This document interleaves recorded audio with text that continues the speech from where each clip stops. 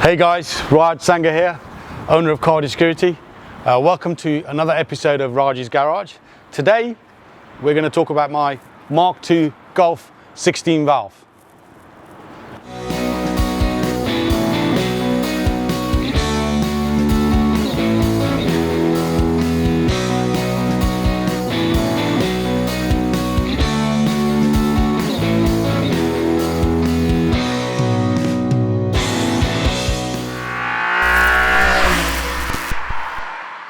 Okay, so why a Mk2 Golf 16 valve GTi? A car that doesn't sort of fit in my collection. Well, if you watch one of my previous episodes, we showed you the Peugeot 205 GTi, which has been heavily modified. I needed another car to sit alongside that car in the new showroom. Something of a similar size, a hot hatch from the 90s, something pretty cool, something desirable. Again, looked at all the options, Golfs, Mark 1s, Mark 2s, Escort RS turbos, Renault 5 turbos. And I thought, actually, why not a Mk2 Golf? Ideally a 16 valve, because those who grew up in the 90s would know that either you're in the Golf camp or you're in the Peugeot camp. The hunt was on to find a Mk2 Golf. I wasn't too fussed about the color. Ideally red, because they just look gorgeous in red. And then I realized there's a Mk2 Golf parked in one of the warehouses here, belonging to my right hand man Palm, aka Palm M3. This guy. Car had been sawn, he hadn't driven it, it had no tax, so it was parked off the road. So I reached out to him. Palm, what are you saying? You're not driving the car, you're not using the car, sell it to me. It'll stay in the family. It'll be like you still own the car because it'll be here. So a little bit of obviously price negotiation, which we had to do because ultimately these cars had crept up in value, and we did a deal. This was in fact Palm's second red Golf. He sold his old Mk2 16 valve, also in red, to buy this car because this had been maintained to a better level and had work done on it, which the other one that he owned previously hadn't. And he grew up around Mk2 Golf, so he knew these cars inside out better than me. What have I done to the car? Well, before I get into that, I'll explain what Palm had done and what the previous owner had done. The wheels came with the car, 16-inch BBS RSs, Porsche fitment. It's got G60 arches all around. It was sitting on BC racing coilovers. That was removed. Nothing wrong with BC racing coilovers, but obviously we need it to be on airlift suspension. So it's now sitting on airlift 3H suspension. It's also got a stainless steel exhaust, which was done by the previous owner. So that's it externally. Internally, it's had some serious love. So these beautiful Recaro pole positions.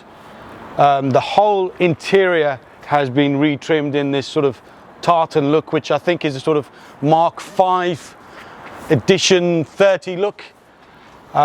Rear roll cage, just the rear section.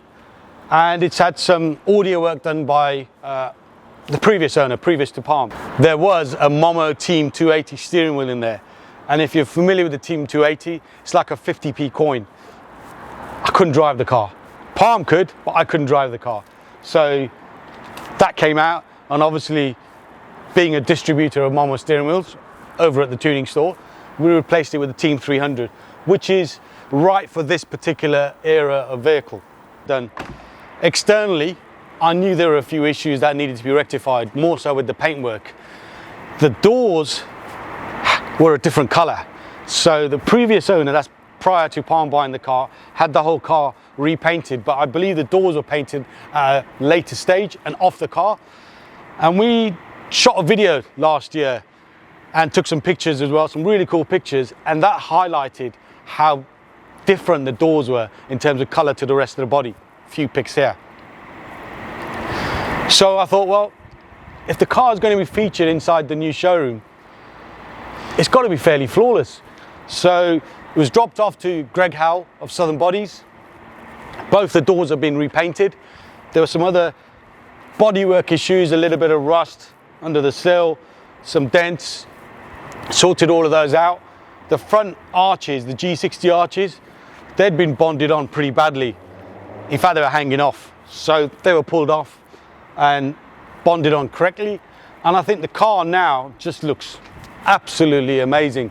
Stunning with the wheels, with the BBS wheels, and also sitting with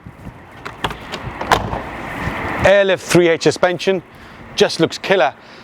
Possibly one of the best looking Mark II Golfs in the country. Controversial, I know, but you can comment below if you think there's a better looking Golf out there. Let me know. Engine wise, it's standard, very clean, honest engine. Just quickly show you that. As you can see there, just a stock 16 valve engine. Nothing's been done to it. I don't think it's had any modifications whatsoever over the 30 years this car's been out.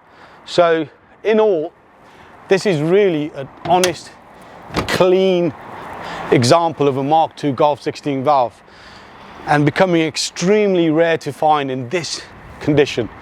So let's go for a drive. I'll show you how the airlift suspension works, explain to you about the height sensors, and explain to you a bit more about this particular car, and probably compare it against the 205 GTi because they are of the same age.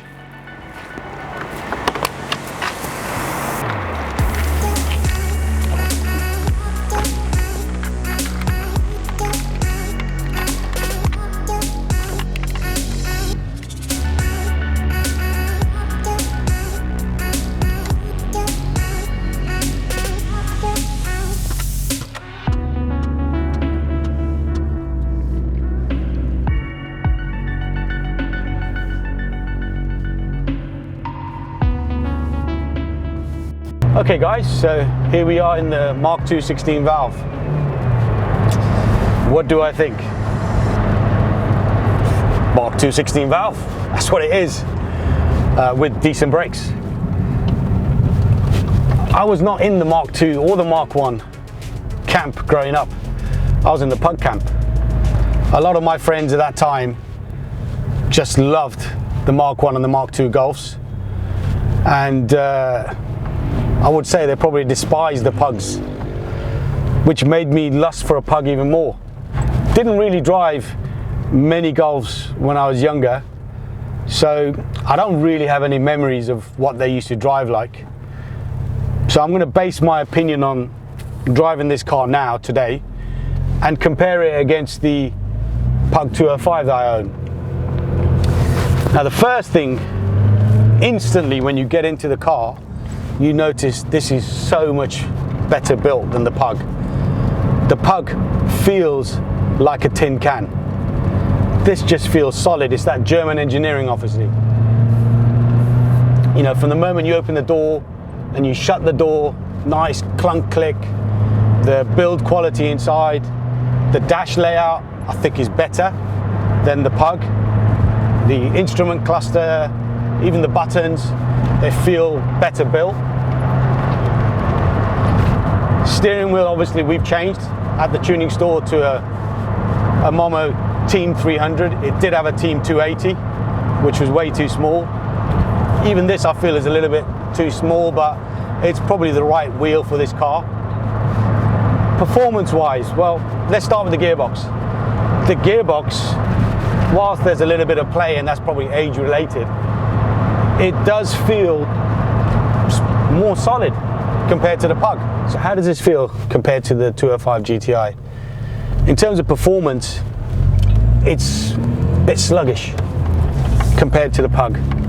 Okay, direct comparison will be against a 1.9 GTi. The Pug's got a 2-litre, 195 brake horsepower tuned engine.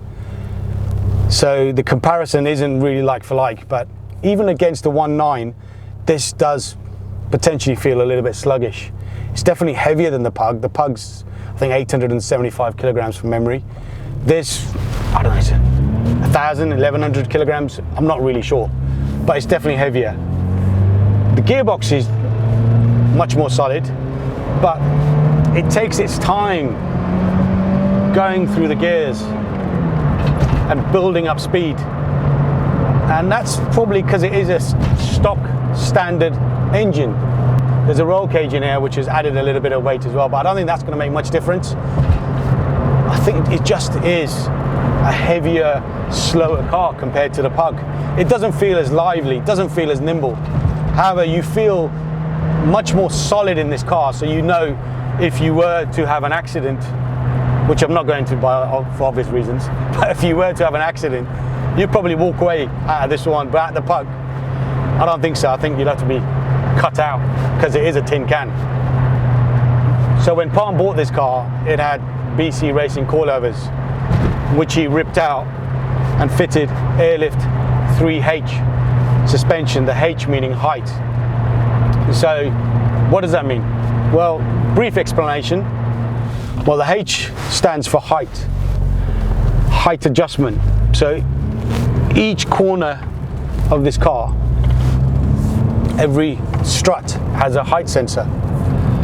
So they're constantly working in the background, those sensors, and telling the management, the airlift management, what height each corner should be at. So you can try and stay flat, either in a straight line or through a corner.